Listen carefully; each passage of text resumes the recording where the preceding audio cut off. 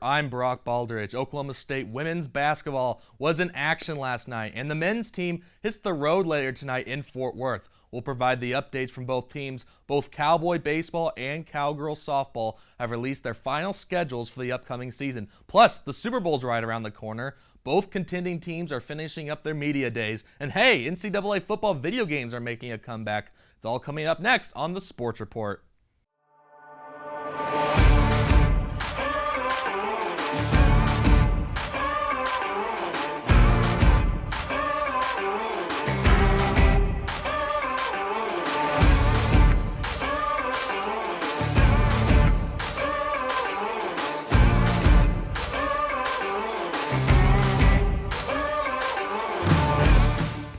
Welcome to the Sports Report. Oklahoma State women's basketball got an easy home victory over the Kansas Jayhawks last night by a score of 82-55.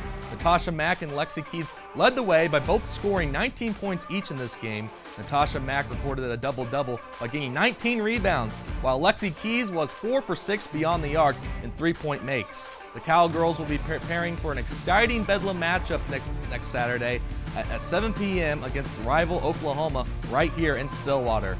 The Oklahoma State men's basketball team hits the road to Fort Worth, Texas later to follow up a great performance that he had last Saturday. It will only be Cade Cunningham's second game since returning back from the COVID-19 protocols. The game is set to tip off tonight at 8 p.m. on ESPN2. Some NBA news now. The NBA and NBA Players Association are progressing toward an agreement for an All-Star game set to play on March 7th at State Farm Arena in Atlanta, Georgia. This would be a single-night event and will comprise of an Eastern Conference versus Western Conference game and skills competitions as far as the Oklahoma City Thunder go. A rematch against the Houston Rockets at Chesapeake Energy Arena tonight will be at 7 p.m. Both Oklahoma State baseball and softball are preparing for their upcoming seasons this spring. The Cowboys are set to have the home opener at their new home at O'Brate Stadium in about 3 weeks on February 23rd against Arkansas Little Rock. There's a lot of good matchups this upcoming season for the Cowboys.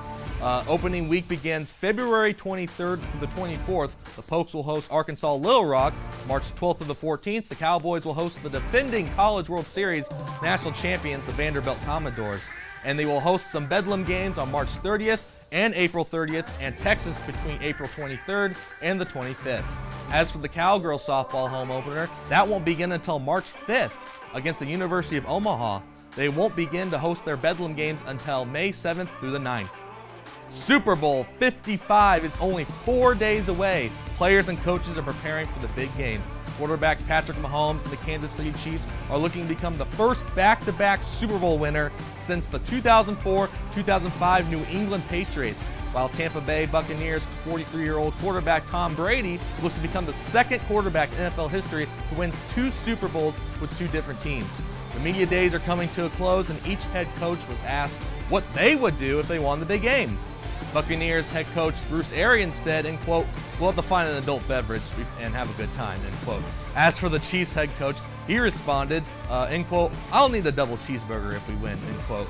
Lots of excitement from the big game kicking off this Sunday in Tampa, Florida at 5:30 p.m. Central on CBS.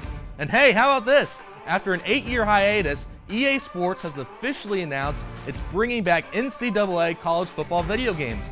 The announcement was made yesterday afternoon, but don't get too excited quite yet. Some EA Sports video game developers expect a 2 to 3 year window until the game is finished and available to purchase.